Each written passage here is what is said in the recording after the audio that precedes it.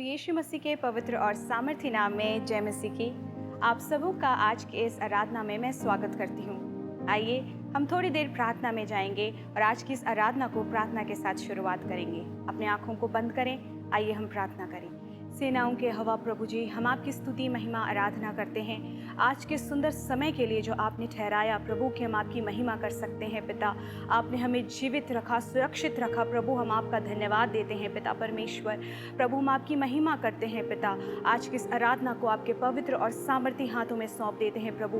हम में से प्रत्येक के साथ आप बोलिए और बातचीत करिए खुदावंद बाप। हमारा आराधना करना पिता परमेश्वर, गीतों को गाना प्रभु आपके नाम को ऊंचा उठाने योग्य होने पाए खुदावंद बाप। हमारे पापों को क्षमा कीजिए प्रभु, हमारे घर में आज उद्धार, शांति और चंगाई आने पाए खुदावंद बाप। हम आपकी महिमा करते हैं। धन्यवाद के साथ इस प्रार्थना को मांगते हैं मसीह यीशु के पवित्र और सामर्थ्य नाम में, आमीन। आइए आनंद के साथ प्रभु की महिमा के गीत को गाएंगे। पावन है वो प्रभु हमारा, उसकी जय जयकार करो। आनंद और हर्ष के साथ ताली बजाते हुए गाएंगे। हालेलुया।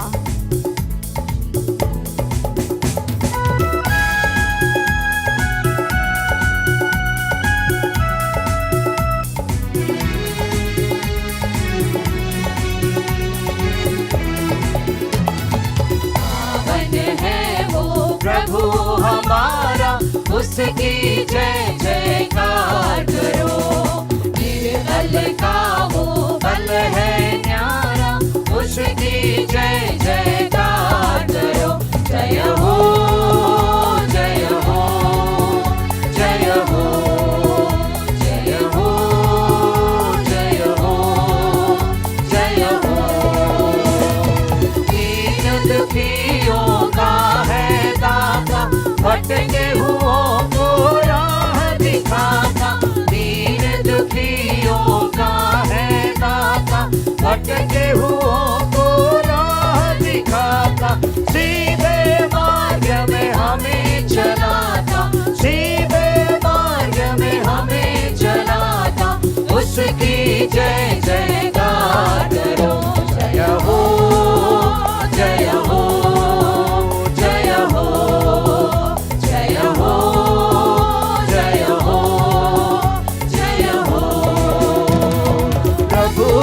महिमा अपरंपार, जग का वो है तारनहार। प्रभु की महिमा अपरंपार, जग का वो है तारनहार।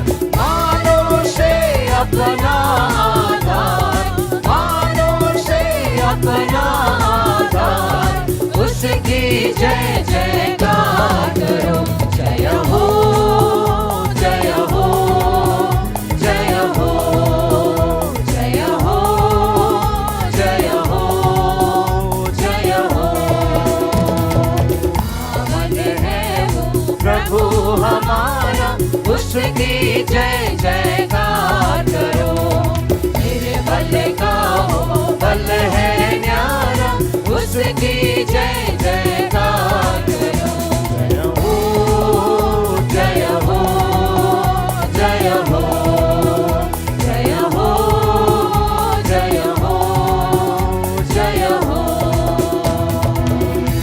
Hallelujah, hallelujah. तेरा धन्यवाद हो खुदा परमेश्वर। हालेलुया, प्रभु तेरी आराधना करते हैं खुदा परमेश्वर। Hallelujah, hallelujah, hallelujah. तेरी स्तुति महिमा करते हैं खुदा परमेश्वर। Hallelujah Lord Jesus, we thank you Lord.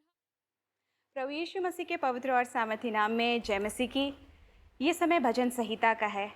मैं आप सबों को इनकरेज करूंगी कि आप अपने अपने स्थानों में खड़े हो जाएं, अपनी बाइबल अपने हाथों में ले लें और बहुत आदर के साथ आइए हम भजन संहिता में से पढ़ेंगे।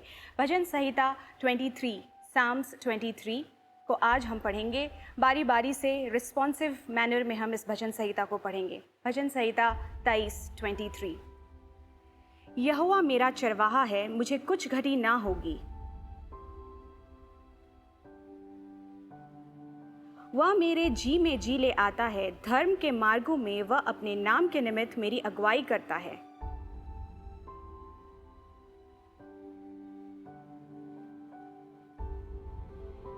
तू मेरे सताने वालों के सामने मेरे लिए मेज बिछाता है। तूने मेरे सिर पर तेल मला है, मेरा कटोरा उमड़ रहा है। निश्चय भलाई और करुणा जीवन भर मेरे साथ साथ बनी रहेगी और मैं यहोवा के धाम में सदा वास करूँगा। इस भजन के पढ़े जाने पर परमेश्वर हम सबको बहुत आशीष दे। मैं आपका ध्यान वर्स 5 पर ले जाना चाहती हूँ, जिसमें लिखा है, तू मेरे सताने वालों के सामने मेरे लिए मेज बिछाता है। और सबसे इम्पॉर्टेंट बात यहाँ ये लिखी है, तूने मेरे सिर पर तेल मला है। तेल मला है, ये तेल शब्द का सिग्निफिकेंस और इम्पॉर्टेंस बाइबल में और फिज़िकली हमारे लाइफ में बहुत ज़्यादा है और बहुत ही इम्पॉर्टेंट है ये ऑयल। जिस प्रकार से ऑयल को अगर हम अपने स्किन पे अप्लाई करेंगे तो हमारे स्किन को वो शाइन कराता है, हमारे स्किन को वो एक स्मूथनेस देता है, वो प्लेन करता है किसी भी सरफेस को। कई जगह जंक लगा रहता है, अगर रस्टेड हो जाता है कोई सरफेस, और उसमें अगर हम ऑयल डालें, ग्रीस करें, तो वो उस चीज़ को साफ कर देता है। तो ऑयल का सिग्निफिकेंस और इम्पॉर्टेंस जो है वो ना सिर्फ हमारे लाइफ में इम्पॉर्टेंट है, लेकिन बिब्लिकली स्पिरिचुअल लाइफ में भी उसका इम्पॉर्टेंस बहुत ज़्यादा है। तेल को, ऑयल को अनॉइंटिंग से जो है कंपेयर किया गया है, पवित्र आत्मा से कंपेयर किया गया है। और आज मैं आपसे शेयर करूंगी 3 प्रकार के ऑयल को। ऑयल ऑफ ग्लैडनेस जो हर्ष का तेल है, ऑयल ऑफ प्रोटेक्शन जो सुरक्षा का तेल है, और ऑयल ऑफ स्ट्रेंथ जो बल और सामर्थ का तेल है। सबसे पहले ऑयल ऑफ ग्लैडनेस जो हर्ष का तेल है, ये आइज़ाया 61:3 में लिखता है। आइज़ाया 61:3 आइए हम पढ़ देते हैं।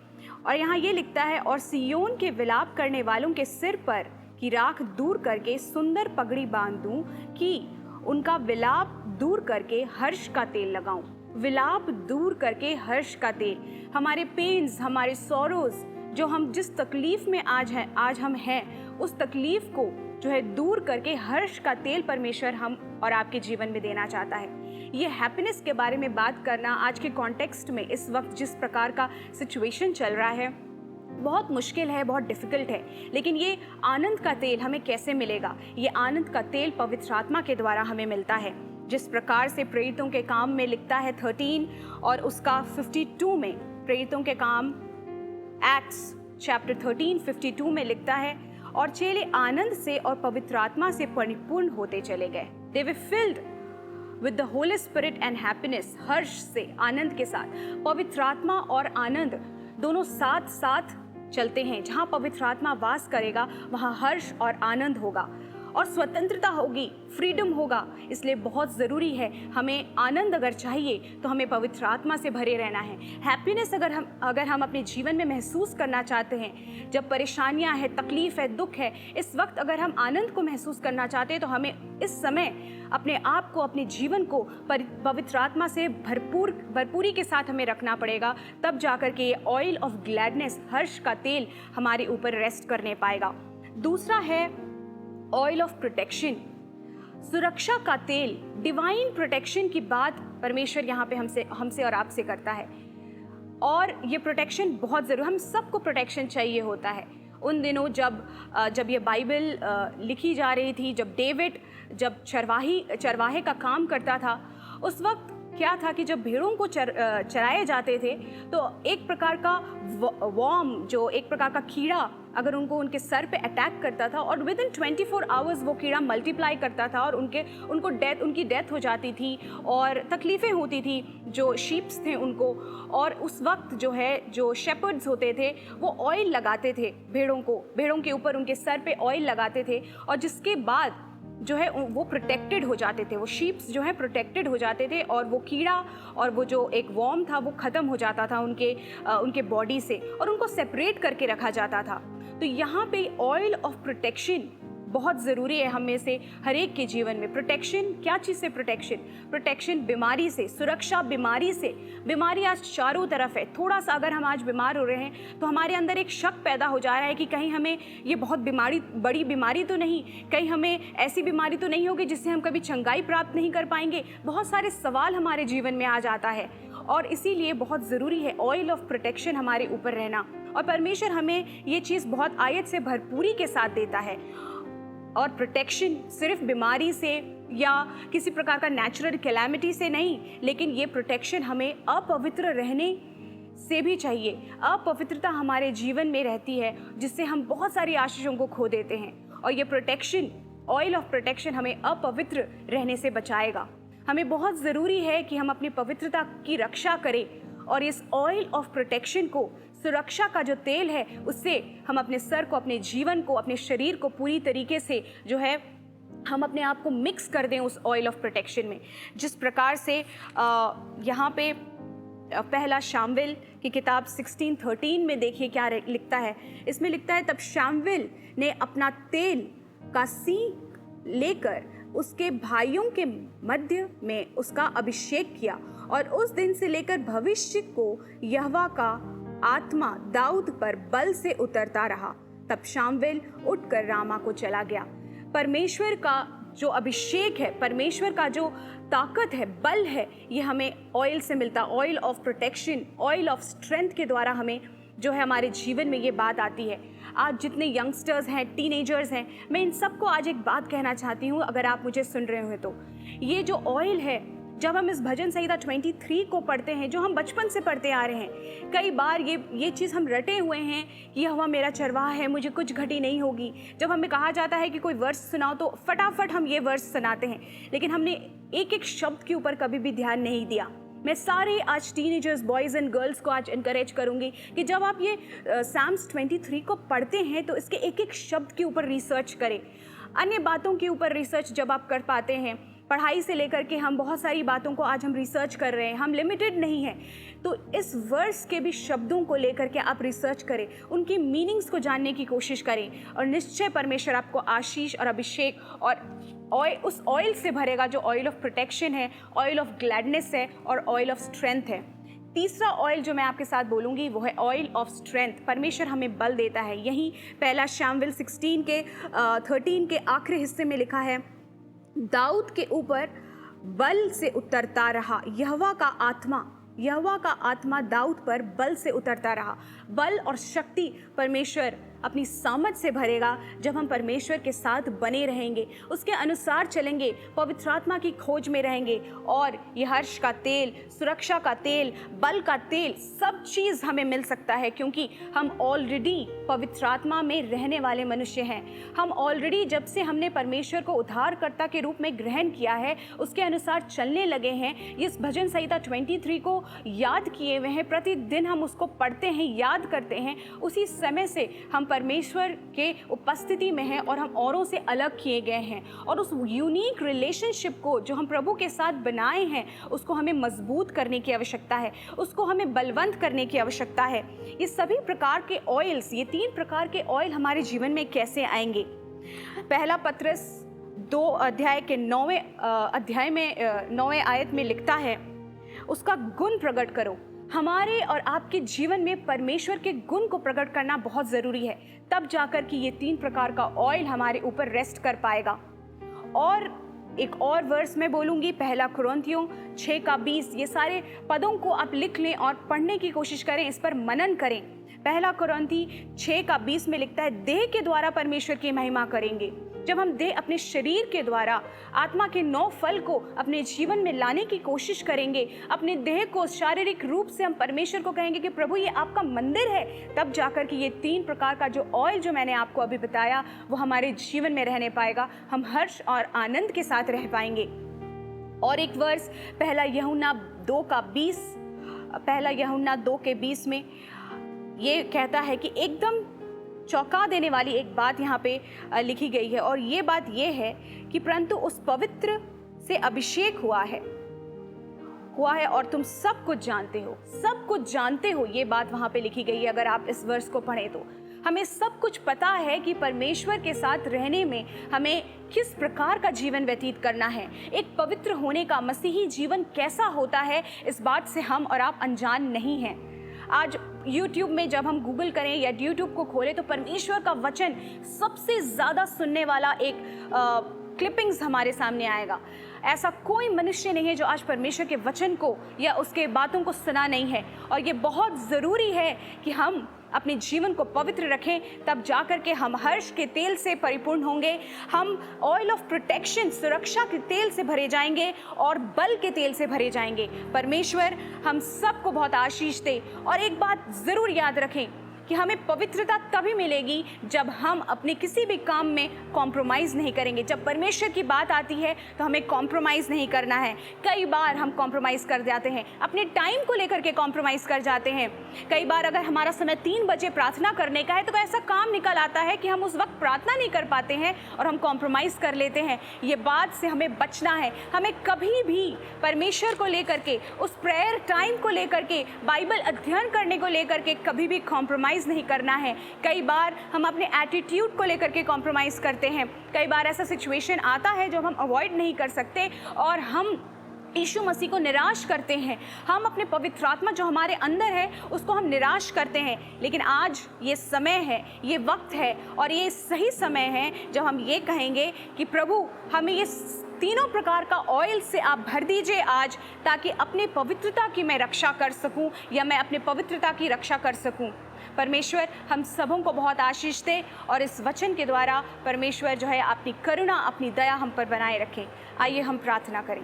प्रभु हम आपका धन्यवाद देते हैं इस सुंदर वचन के लिए। हम धन्यवाद देते हैं प्रभु कि आपकी उपस्थिति हमारे साथ है। पिता परमेश्वर, प्रभु हमारे सारे गुप्त पापों से हमें आज़ाद करिए पिता परमेश्वर, और खुदावंद बाप हमें पवित्र करिए प्रभु, ताकि हम आपके तेल से मसा किए जाएं। आपके तेल को प्रतिदिन पिता परमेश्वर बड़ी भोर उठ करके अपने शरीर में लगाने वाले हो सके पिता, ताकि उस रेडिएंट शाइन को प्रभु जो आपके तेल लगाने से आएगा प्रभु जी, उसको प्रभु दूसरे लोग देख करके ये कहने पाए कि ये परमेश्वर का जन है, ये परमेश्वर की बेटी और बेटा है पिता परमेश्वर।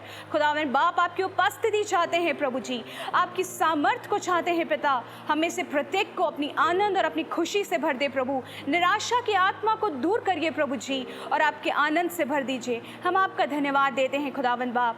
धन्यवाद के साथ इस प्रार्थना को मांगते हैं मसीह यीशु के पवित्र और सामर्थी नाम में, आमीन। आइए हम आराधना में आगे बढ़ेंगे। Are you thirsty? Are you empty? Come and drink these living water. आइए हम इस समय अपने हाथों को उठाएंगे और परमेश्वर की उपस्थिति में हम अपने आप को समर्पित करेंगे। Let's surrender ourselves. If you are thirsty, if you are empty, you can come to this living water that is Christ, that is your Father, that is the Holy Spirit. Hallelujah. Thank you, Jesus.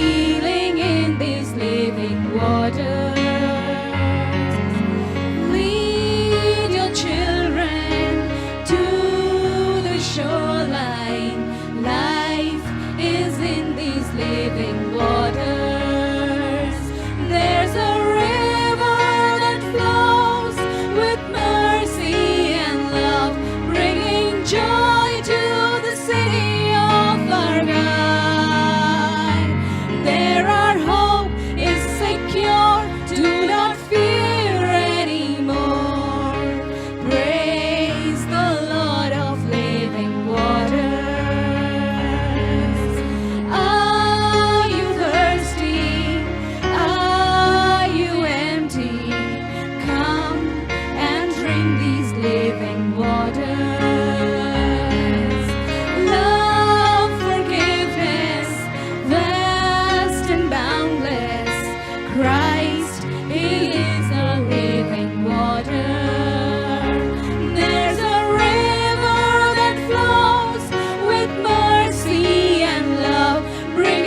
joy to the city of our God. There our hope is secure, do not fear anymore. Come and drink this living water. There our hope is secure, do not fear anymore. Praise the Lord of living waters. We adore your name, Lord. We love you, Lord. We magnify your name, Master, because you're the King of Kings. You are the Lord of Lords, Master.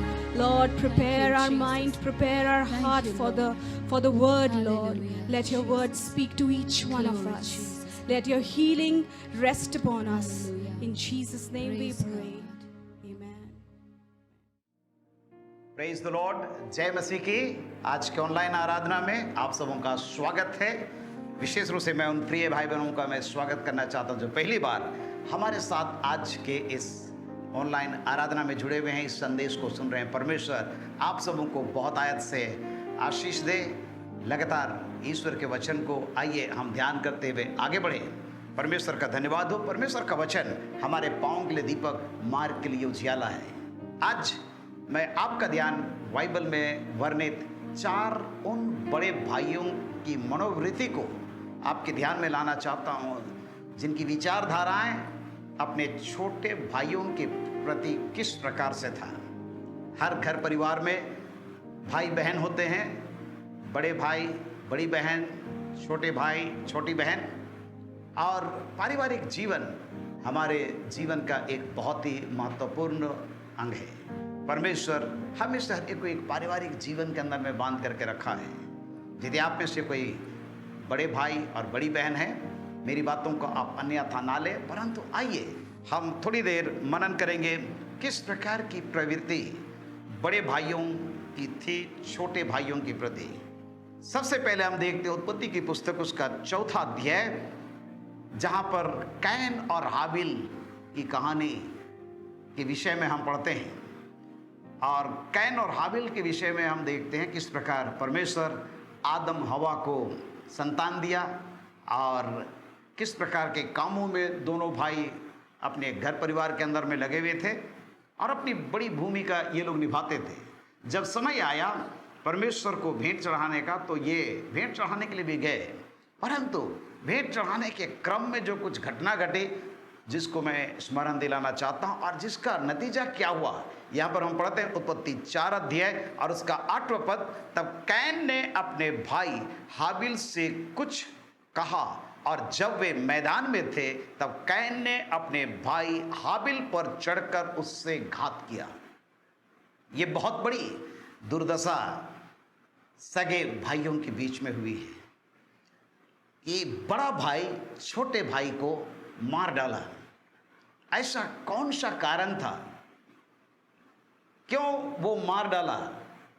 अगर आप गौर करेंगे पहले पद से तो आपको मालूम होगा कि ये जब भेंट चढ़ाने के लिए गए, जब आदम अपनी पत्नी हवा के पास गया तब उसने गर्भवती होकर कैन को जन्म दिया और कहा मैंने यहोवा की सहायता से एक पुरुष पाया है। फिर उसने उसके भाई हाबिल को भी जन्म दिया। हाबिल भेड़ बकरियों का चरवाहा बन गया, परंतु कैन भूमि पर खेती करने वाला किसान बना। कुछ दिनों के पश्चात कैन यहोवा के पास भूमि की उपज में से कुछ भेंट ले आया और हाबिल भी अपनी भेड़ बकरियों के कई एक पहल लौटे बच्चे भेंट चढ़ाने के लिए ले आया और उनकी चर्बी भेंट चढ़ाई। तब यहोवा ने हाबिल और उसकी भेंट को तो ग्रहण किया, परंतु कैन और उसकी भेंट को उसने ग्रहण नहीं किया। तब कैन अति क्रोधित हुआ और उसके मुंह पर उदासी छा गई।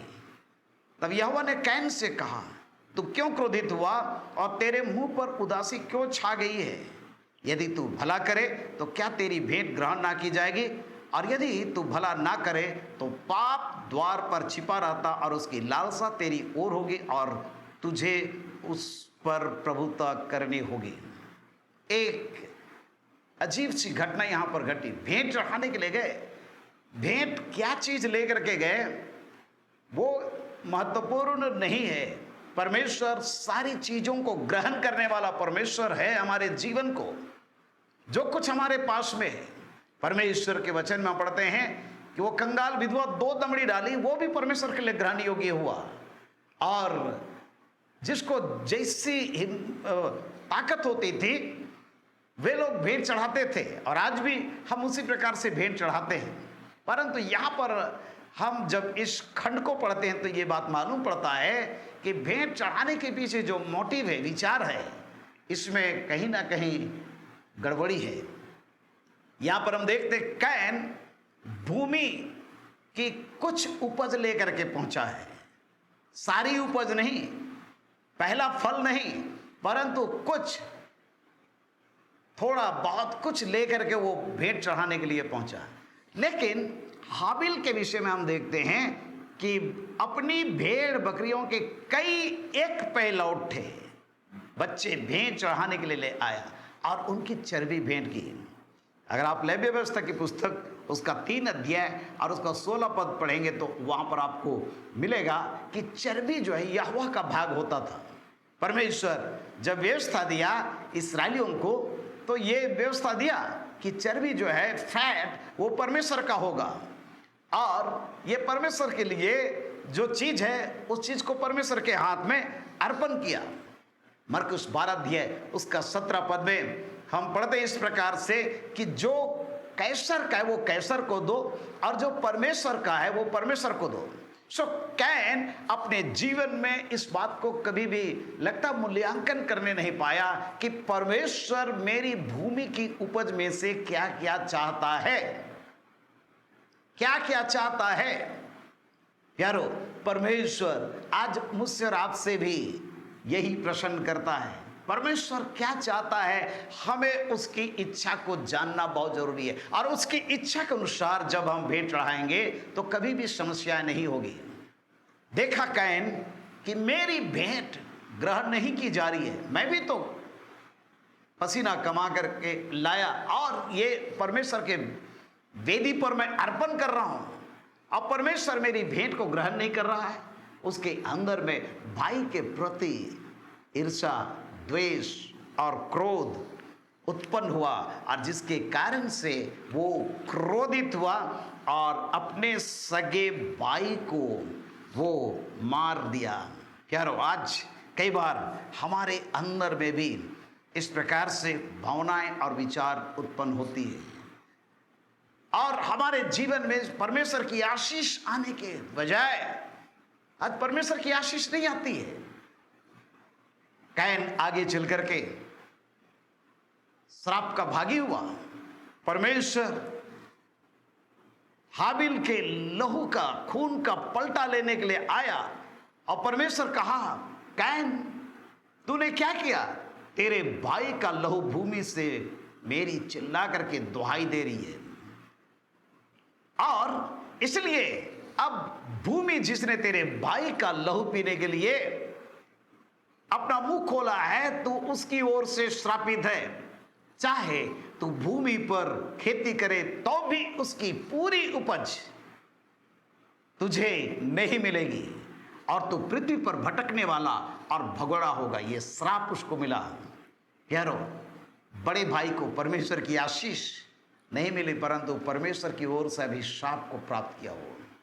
और आज हमारे जीवन में भी कई बार परमेश्वर की आशीष के बदले हम श्राप को कमाते हैं अपने जीवन में। मलाकी 3 अध्याय में लिखा है, तुम पर भारी श्राप पड़ा हुआ है।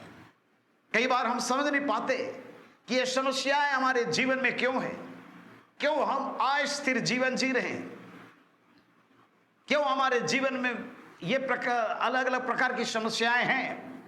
यारो, आज हमें से हर एक को सचेत रहने की आवश्यकता, और परमेश्वर के लिए ऐसी भेंट अर्पण करने की आवश्यकता जो उसके लिए ग्रहण योग्य होता है, जो उसके लिए सुखदायक सुगंध वाला हवन बने। और परमेश्वर हमारी भेंट को ग्रहण करके हमको आशीष देने के लिए उतारा है। प्यारो, कैन अपने भाई को मार दिया, क्रोधित हुआ, और इस प्रकार से श्राप का भागी हुआ। हमारे जीवन में परमेश्वर हम इस हर एक को ऐसी परिस्थिति को ना आने दें। हम कभी भी ऐसी परिस्थिति को अपने जीवन में ना आने दें।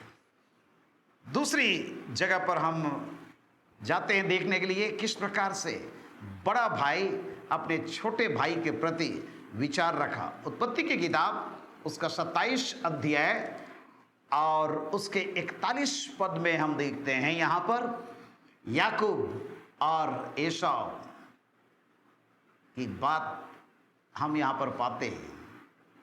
याकूब छोटा भाई था, एसाव बड़ा भाई था। परमेश्वर इसहाक को यह बहुमूल्य संतान दिया था और एसाव अपने भाई के प्रति क्रोध और बदले की भावना से भरा हुआ है। लिखा है, एसाव ने तो याकूब से अपने पिता के दिए हुए आशीर्वाद के कारण बैर रखा और उसने सोचा, मेरे पिता के अंत काल का दिन निकट है, फिर मैं अपने भाई याकूब को मैं घात करूंगा, मैं अपने भाई को घात करूंगा, मैं अपने भाई को मार डालूंगा। प्यारो, क्यों इस प्रकार की घटना एक परिवार के अंदर में हो रही है? इसके पृष्ठभूमि को अगर आप देखेंगे तो आपको मालूम होगा। उत्पत्ति 26 अध्याय और उसके 27 पद से आगे परमेश्वर इसहाक और रिबका को जो संतान दिया था, फिर वे लड़के बढ़ने लगे और एसाव तो वनवासी होकर चतुर शिकार खेलने वाला हो गया, पर याकूब सीधा मनुष्य था और तंबुओं में रहा करता था। यहां पर हम देखते हैं दोनों भाई का अलग अलग जिम्मेदारी, ये काम है। इसहाक एसाव के आहर का मांस खाया करता था, इसलिए वह उससे प्रीति रखता था, पर रिबका याकूब से प्रीति रखती थी। एक दिन की बात है, याकूब भोजन के लिए कुछ दाल पका रहा था और एसाव जंगल से थका हुआ आया। तब एसाव ने याकूब से कहा, हुआ जो लाल वस्तु है उसी लाल वस्तु में से मुझे कुछ खिला, क्योंकि मैं थका हुआ हूं।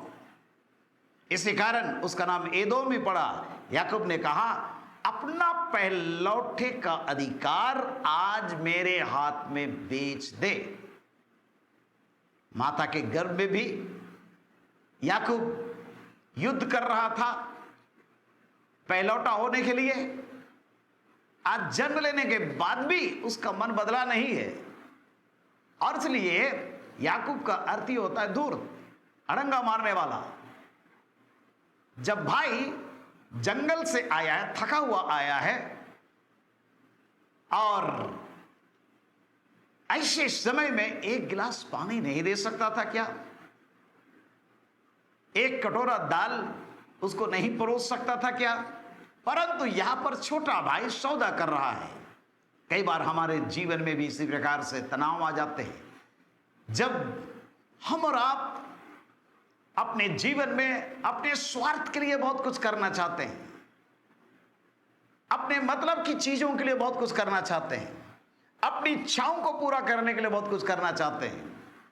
प्यारो, एसाव जिसको भूख लगी थी, थका हुआ था, याकूब से कहा, देख मैं अभी मरने पर हूं, इसलिए पहलौठे के अधिकार से मेरा क्या लाभ होगा?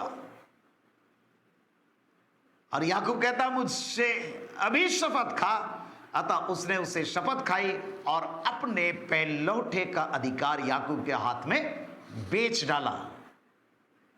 और याकूब उसको रोटी और मसूर की दाल जरूर वो परोसा, खाया पिया एसाव। लेकिन लिखा है बाइबल में, वो अपने पहलौठे के अधिकार को तुच्छ जाना।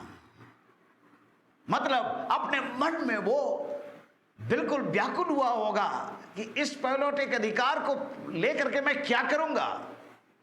और ये तनाव मेरे ख्याल से लगातार चल रही थी, क्योंकि याकूब मां के गर्भ ही से लड़ाई कर रहा था, और जिसके कारण से आज दोनों भाइयों के बीच में एक कटुता आ गई, द्वेष आ गया। और एसाव इस ताक में रहा कि मेरे पिताजी की मृत्यु के बाद में मैं इसको घात करूंगा।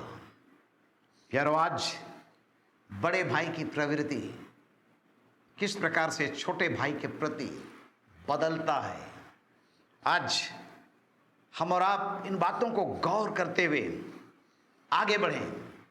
एसाव शारीरिक व्यक्ति का रूपक है और इस प्रकार वो परमेश्वर की आशीष से कोई उसको मतलब नहीं, पहलौटे के अधिकार से कोई उसको मतलब नहीं, और इस प्रकार से अपने जीवन में वो कभी ये नहीं सोचा था कि मैं अपने अधिकार को खो बैठूंगा।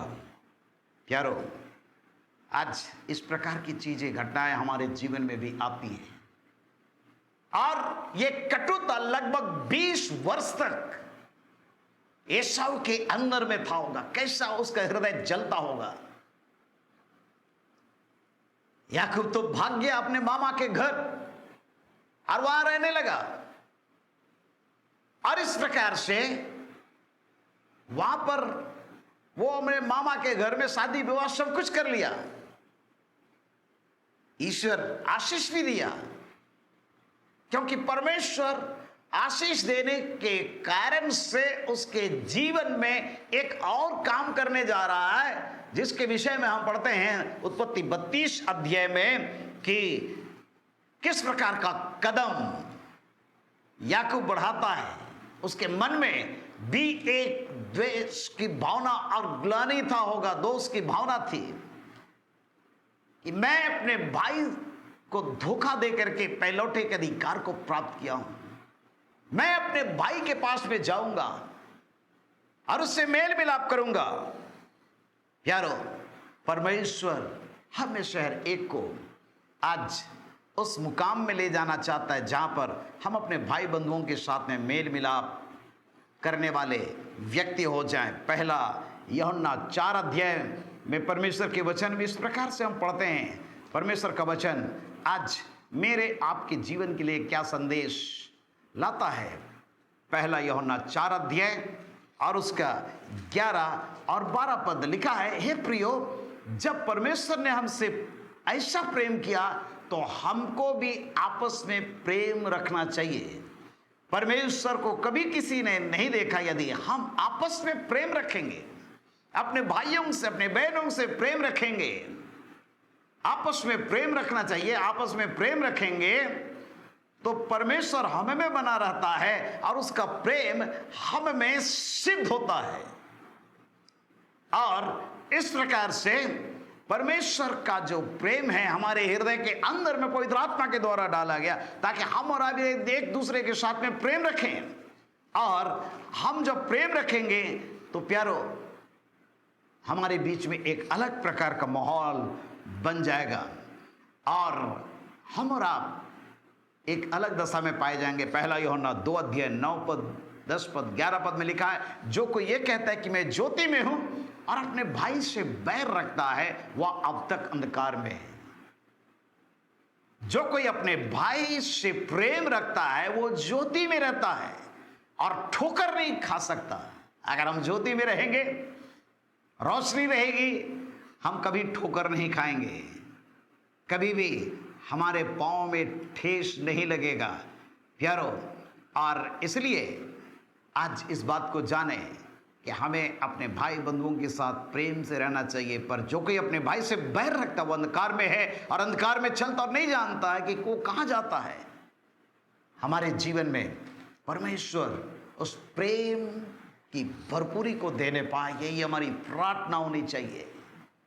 याकूब निर्णय लिया कि मैं अपने भाई से मिलने के लिए जाऊंगा। धन दौलत सब कुछ हुआ। अगर आप पढ़ेंगे उत्पत्ति की किताब उसका 31 अध्याय 32 अध्याय तो आपको सारी चीजें मिलेगी, किस प्रकार परमेश्वर उसको आशीष दिया। और जब वो अपने भाई से मिलने के लिए तैयारी किया, निकल गया, परमेश्वर उससे बातचीत कर रहा है। लिखा है उत्पत्ति 32 अध्याय उसका 22 पद से आगे, उसी रात वो उठा और अपनी दोनों स्त्रियों और दासियों और 11 लड़कों को संग लेकर, या वो नदी के पार उतर गया, घाट से लेकर यब्बोक नदी के पार उतर गया और उसने उन्हें नदी के पार उतार दिया, वरन अपना सब कुछ पार उतार दिया और याकूब आप अकेला रह गया।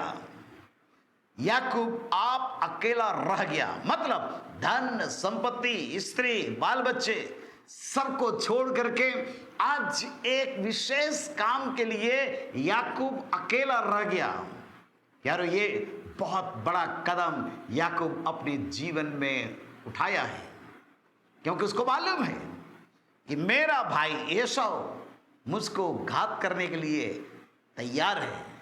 20 साल तक हमारा कोई कम्युनिकेशन नहीं भाई के साथ, वो कैसा है मुझे मालूम नहीं, और मैं उससे मिलने जा रहा हूं, मेरी क्या हालत होगी मुझे मालूम नहीं, और इसलिए वो अकेला रह गया। धन दौलत जितना संपत्ति था सबको एक किनारे करके, और आगे हम देखते हैं कोई पुरुष आकर के उससे मलयुद्ध करता रहा, रात भर वो मलयुद्ध कर रहा है।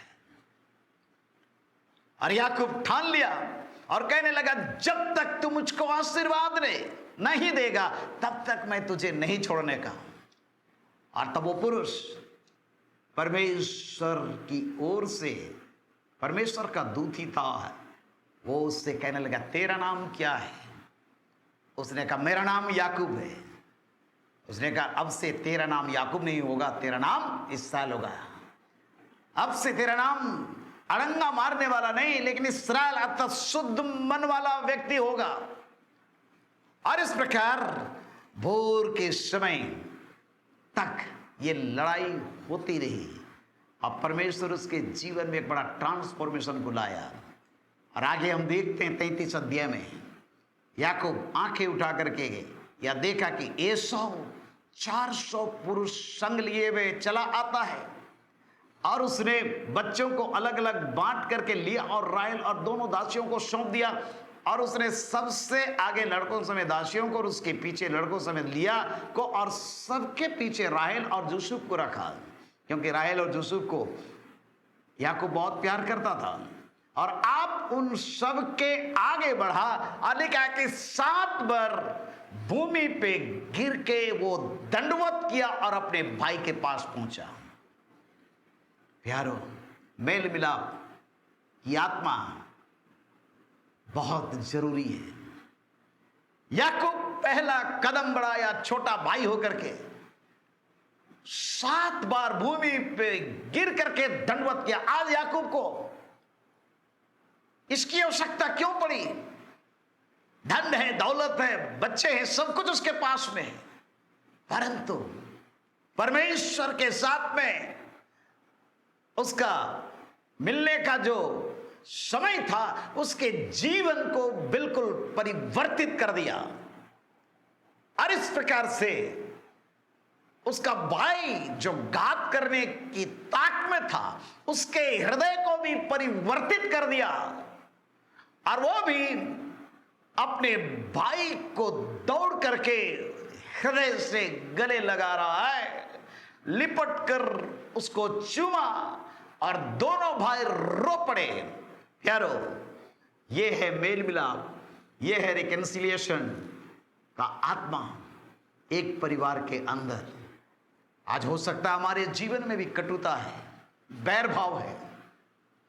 हो सकता है आज हम अपने पड़ोसियों के साथ जैसा संबंध होना चाहिए, अपने सगे भाई बहनों के साथ जैसा संबंध होना चाहिए, कई बार हमारे अपने स्वार्थ, हमारी मन की इच्छाएं, हमारे अपने विचार कई बार हमारे जीवन को इन परिस्थितियों से बिल्कुल दूर हटा देती है। परंतु याद रखें, परमेश्वर आज हम में से हर एक को एक ऐसा जीवन देना चाहता है जिससे ईश्वर की आशीष हमारे बीच में आने पाए। भजन 133 में लिखा है, देखो ये क्या ही भली और मनोहर बात है कि भाई लोग आपस में मिले रहे। वो ये तो उत्तम तेल के समान है जो हारून के सिर पर डाला गया और उसके दाढ़ी से होते हुए वस्त्र के छोर तक बह गया। परमेश्वर मेरे और आपके जीवन को भी इसी प्रकार से आशीषित करना चाहता है। ताकि हमारा परमेश्वर की आशीष को अपने घर परिवार में, अपने व्यक्तिगत जीवन में लाने वाले व्यक्ति हो। सो हमने देखा कैन के जीवन को, वो अपने भाई को मार डाला, लेकिन यहां पर हम देखते हैं याकूब और एसाव दोनों एक दूसरे से मिल गए। कितनी अच्छी बात है प्यारो। परमेश्वर मेल मिलाप को हम में से हर एक को ढूंढने के लिए कहता है, सबसे मेल मिलाप और उस पवित्रता के खोजी बनो। इब्रानी 12 अध्याय में लिखा है, जिसके बगैर कोई पिता परमेश्वर को कदापि नहीं देखेगा। ध्यान से देखो कि कोई कड़वी जड़ तुम्हारे बीच फूट ना जाए, जिससे केवल तुम नहीं परंतु बहुत सारे लोग नष्ट हो जाएंगे। प्यारो, हमें से हर एक को बहुत सावधान रहने की आवश्यकता है। तीसरी जगह पर हम ले जाना चाहते हैं आपका ध्यान, पहला शमूएल और उसका 17 अध्याय। यहां पर उस बड़े भाई का नाम है एलियाब। पहला शमूएल 17 अध्याय 28 और 29 पद, जहां पर लिखा है, जब दाऊद उन मनुष्यों से बातें कर रहा था तब उसका बड़ा भाई एलियाब सुन रहा था। और एलियाब दाऊद से बहुत क्रोधित होकर के कहने लगा, तू क्यों यहाँ आया है? और जंगल में उन थोड़ी सी भेड़ बकरियों को तू किसके पास छोड़ आया है? तेरा अभिमान और तेरे मन की बुराई मुझे मालूम है, तू तो लड़ाई देखने के लिए यहां आया है। प्यारो, एलियाब बड़ा भाई आज छोटे भाई के प्रति इस प्रकार की विचारधारा से ग्रसित है। एक तरफ शाऊल की हालत खराब हो चुकी है, उसको समझ में नहीं आ रहा है कि फलिस्ती गोलियत का मुकाबला कौन करेगा, क्योंकि ईसाई के 8 पुत्र थे, उसमें एलियाब, अबीनादाब, सम्मा, ये सारे लोग सैनिक थे, परंतु सब के सब हार रहे हैं। और आज फलिस्ती गोलियत का मुकाबला करने वाला कोई भी व्यक्ति नहीं। और उस जगह पर दाऊद, क्योंकि दाऊद के अंदर में जो बातें आ रही है परमेश्वर के आत्मा के अभिषेक के कारण से आ रही है, परंतु एलियाब के अंदर में परमेश्वर का आत्मा का अभिषेक नहीं है। आज हमारे जीवन में भी कई बार समस्याएं आती है जब हम आत्मिक रूप में आगे नहीं बढ़ते। आत्मिक रूप में आगे बढ़ना बहुत जरूरी है। पहला शामूएल 16 अध्याय में हम देखते हैं किस प्रकार से शामूएल बेतलेहम को गया एसाई के घर में। परमेश्वर उससे कहा कि एसाई के बेटों में से मैंने एक को चुना है साउल के जगह राजा बनने के लिए, और इसलिए जाओ तुम कुप्पी में तेल लेकर के। और ये बहुत बड़ा यज्ञ किया, सब कुछ हुआ। एसाई सारे बेटे शामूएल के पास लाए गए, परंतु किसी के ऊपर अभिषेक का वो तेल नहीं उड़ने लग गया। और यहां तक कि शामूएल बड़ा परेशान हो गया था। परमेश्वर उससे कहा, तुम किसी के व्यक्तित्व को मत देखना, किसी के चेहरे को मत देखना, किसी के ज्ञान और बुद्धि को मत देखना। मनुष्य तो बाहर का रूप देखता है, परंतु परमेश्वर की दृष्टि मनुष्यों के मन के अंदर में रहती है। और इसलिए शामूएल ईसाई को बोलता है, क्या सारे लड़के आ गए? ईसाई कहता है, नहीं, छोटा लड़का भेड़ बकरी चरा रहा है जंगल में। और शामूएल कहता है, उसको बुलवा, जब तक वो नहीं आएगा मैं भोजन करने वाला नहीं हूं। और जब बुलवाया गया, दाऊद के ऊपर में तेल मला गया और वो राजा होने के लिए अभिषेक को प्राप्त किया। और ये सारे भाई उस बात को देखे होंगे, सारे बेतलेहम के लोग देखे होंगे कि ये एक साधारण चरवाहा, घर का सबसे छोटा लड़का आज इस्राएल का राजा होने जा रहा है। प्यारो, परमेश्वर की दृष्टि मेरे और आपके मन के ऊपर में है। कई बार हमारे हृदय के अंदर में जलन, कड़वाहट, ईर्ष्या, डाह भरा हुआ रहता है। जब हम अपने से कम उम्र के लोगों को जब आगे बढ़ते हुए देखते हैं, कई बार हमारे अंदर में भी जलन होती है। अरे मैं तो इतना पढ़ा लिखा व्यक्ति हूं, मैं इतना व्यक्तित्व मेरा है, ये है वो है, परंतु परमेश्वर की दृष्टि मेरे मन के ऊपर, आपके मन के ऊपर में है। और इस प्रकार से एलियाब क्रोधित होकर के दाऊद को झिटक रहा है, परंतु आगे चल करके दाऊद अपने बड़े भाई की परवाह नहीं किया। और साउल सुन रहा था उनके कन्वर्सेशन को, और साउल बुलवाया दाऊद को, और दाऊद आगे किस प्रकार से फलिस्ती गोलियत का मुकाबला करने के लिए जाता है हम देखते हैं। और दाऊद फलिस्ती गोलियत को मार करके गिरा दिया। आज चारों तरफ लड़ाई, अंधकार की शक्तियों के साथ में लड़ाई, दुष्टता की आत्मिक सेनाओं से लड़ाई। कौन लड़ेगा? आत्मा का अभिषेक जब तक मेरे आपके जीवन में नहीं होगा। और इसलिए परमेश्वर की दृष्टि मेरे आप के ऊपर में है। पौलुस प्रेरित करता है कि परमेश्वर तो जगत के निर्बलों को और जो संसार में कुछ नहीं गिने जाते कंगालों को चुन लिया। प्यारो, परमेश्वर की दृष्टि मनुष्यों के मन के ऊपर में है। और इसलिए हम अपने जीवन को तैयार करें ताकि परमेश्वर की आशीष मेरे आपके जीवन में भरपूरी के साथ में आने पाए। अंतिम और एक व्यक्ति के विषय में बोल करके समाप्त करना चाहूंगा। लूका रचित सुसमाचार उसका 15 अध्याय और उसका 28 पद से आगे हम पढ़ते हैं। 28 पद से 30 पद तक लिखा है, यह सुनकर वो क्रोध से भर गया और भीतर जाना नहीं चाहा, परंतु उसका पिता बाहर आकर के उसके मनाने लगा।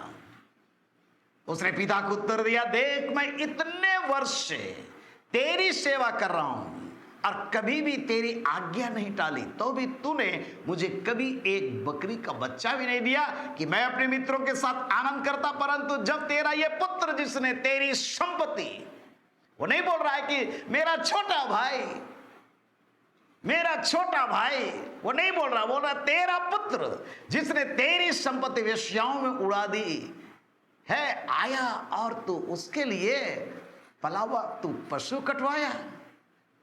प्यारो, बड़ा भाई का उत्तरदायित्व क्या था उस घर के अंदर? अपने पिताजी के साथ छोटे भाई को स्वीकार करना, परंतु आज वो स्वीकार करने के लिए तैयार नहीं है। वो शिकायत कर रहा अपने पिता से।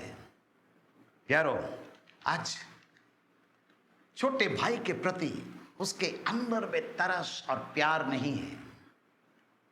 और आज परमेश्वर मुझको, आपको भी, जो परमेश्वर के वचन को हम लगातार सुनते हैं, मुझसे आपसे बातचीत करना चाहता कि क्या मेरे आपके हृदय के अंदर में वो प्यार, वो तरस की आत्मा है जो एक पिता के पास में है, या हम उस बड़े भाई के समान आज वर्ताव कर रहे हैं? यिर्मयाह 9 अध्याय 1, 2, 3 पद में लिखा है, भला होता कि मेरा सिर जल ही जल और मेरी आंखें आंसुओं का सोता होती, कि मैं रात दिन अपने मारे हुए लोगों के लिए रोता रहता। भला होता कि मुझे जंगल में बटोइयों का कोई टिकाव मिलता, कि मैं अपने लोगों को छोड़कर वहीं चला जाता, क्योंकि वे सब व्यभिचारी हैं, विश्वासघातियों का समाज है। अपनी अपनी जीभ को वे धनुष के समान झूठ बोलने के लिए तैयार करते हैं। देश में बलवंत तो हो गए हैं, परंतु सच्चाई के लिए नहीं। वे बुराई पर बुराई बढ़ाते जाते हैं और वे मुझको जानते ही नहीं। यहोवा की ये वाणी है। यिर्मयाह कहता है कि काश कि मेरा सिर जल ही जल होता, आंखें आंसुओं का सोता बन जाता, कि मैं अपने मारे हुए लोगों के लिए रोता रहता। प्यारो, आज वही तरस की आत्मा मेरे अंदर में, आपके अंदर में चाहिए, मेरे आपके हृदय के अंदर में चाहिए। आज इस संसार के अंदर में लाखों करोड़ों आत्माएं उड़ा पुत्र के समान जीवन जी रहे हैं, और इसलिए आज हम परमेश्वर के लोग होने के कारण से आइए हम उन मारे फिरने वालों के लिए हम प्रार्थना करें, उन आत्माओं के लिए लगातार हम प्रार्थना करें। पौलुस प्रेरित करता है रोमी 9 अध्याय 1 पद से 5वें पद तक, मैं मसीह में सच कहता हूं, मैं झूठ नहीं बोल रहा और मेरा विवेक भी पवित्र आत्मा में गवाही देता है। ओ मुझे बड़ा शौक है और मेरा मन सदा दुखता रहता है, क्योंकि मैं यहां तक चाहता हूं कि अपने भाइयों के लिए जो शरीर के भाव से मेरे कुटुंबी हैं स्वयं मसीह से स्थापित हो जाता। वे इस्राएली हैं, ले पालकपन का अधिकार और महिमा और वाचाएं, व्यवस्था, उपासना और प्रतिज्ञा उन्हीं के हैं, पुरखे भी उन्हीं के हैं और मसीह भी शरीर के भाव से उन्हीं में से हुआ, जो सबके ऊपर परम परमेश्वर युगानुयुग धन्य है, आमीन। और पौलुस प्रेरित अपने लोगों के लिए, खास रूप से इस्राएली जाति भाइयों के लिए जो प्रभु यीशु मसीह को स्वीकार नहीं करते थे, मन दुखता रहता था। आज यार हमारे अंदर में वही तरस की आत्मा चाहिए जो पिता का था, ताकि हमारा उन आत्माओं को जीतने के लिए कदम बढ़ाते हुए हम आगे बढ़े, अपने पड़ोसियों के लिए, अपने देश के लिए, राज्य के लिए, एक एक जाति, भाषा, कुल के लोगों के लिए लगातार प्रार्थना करें, ताकि वे लोग सर्वशक्तिमान परमेश्वर के सामर्थ्य हाथों में अपने जीवन को समर्पण करें। और आज उड़ाव पुत्र के समान जिनका जीवन है, उनके जीवन में एक तब्दीली आ जाए, लोग जीवन को प्राप्त करें, ईश्वर की आशीष को प्राप्त करें। तो ये 4 बड़े भाइयों की भूमिका आज हमने ध्यान किया है। परमेश्वर हमें से हर एक पर अनुग्रह करे, ताकि हमारा इन बातों को ध्यान करते हुए प्रभु से प्रार्थना करें कि प्रभु मेरे जीवन में परिवर्तन चाहिए, मेरे सोच विचार में परिवर्तन चाहिए, मेरे हृदय के अंदर में प्रभु तेरा प्रेम चाहिए। प्रभु मुझ पर अनुग्रह कर, मेरे पापों को क्षमा कर। प्यारो, अगर किसी के प्रति कड़वाहट है, ईर्ष्या है, द्वेष है, प्रभु से प्रार्थना करें, प्रभु से कहे प्रभु मुझे माफ कर दे, मुझे क्षमा कर दे, मुझे पवित्र कर दे। मैं कैन के समान क्रोधित नहीं होना चाहता, मैं एसाव के समान बदला लेने की भावना से ग्रसित नहीं रहना चाहता हूं। एलियाब के समान अपने छोटे भाई को मैं डांटना नहीं चाहता हूं। उड़ाव पुत्र के बड़े भाई के समान मैं अपने पिता से इस प्रकार की वार्ता नहीं करना चाहता हूं। प्रभु मुझे क्षमा कर दे, मेरे जीवन में एक नया काम कर। आइए आंखें बंद करें, हम प्रार्थना में जाएंगे। सर्वशक्तिमान पिता, हम आपका धन्यवाद करते हैं आपके वचन के लिए, जो हमारे पांव के लिए दीपक, मार्ग के लिए उजियाला है। पापों को क्षमा कर प्रभु, ताकि हम आपके अनुग्रह और प्रेम से भरपूर होकर के जीवन जीने पाए। संसार में हमारा जीवन आपके वचन के अनुसार, आपकी आत्मा के चलाए चलने वाला हो। हमारे पापों को क्षमा कर, हमें शुद्ध और पवित्र कर अपने लहू के द्वारा। नया मन दे, नई आत्मा है भरपूरी के साथ में हमारे जीवन को दे। प्रभु जो बीमार है प्रभु, उनके लिए हम प्रार्थना करते, उनको चंगाई दे।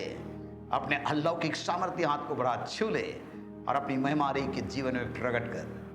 धन्यवाद करते हैं और ये प्रार्थना मांगते अपने उद्धारकर्ता प्रभु यीशु मसीह नासरी के नाम में, आमीन। अब हमारे प्रभु यीशु ख्रिस्ट का अनुग्रह, ईश्वर पिता का प्रेम और पवित्र आत्मा की सहभागिता हम सबों के संग सदा सर्वदा होती रहे, आमीन। जय मसीह की।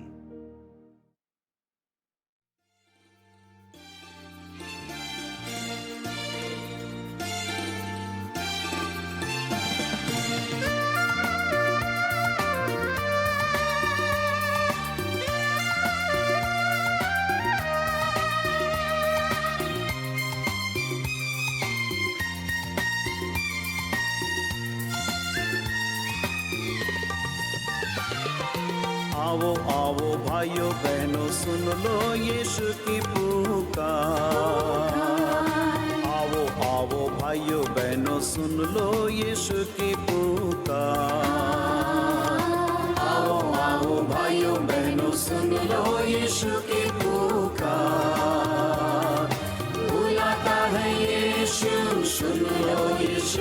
बोल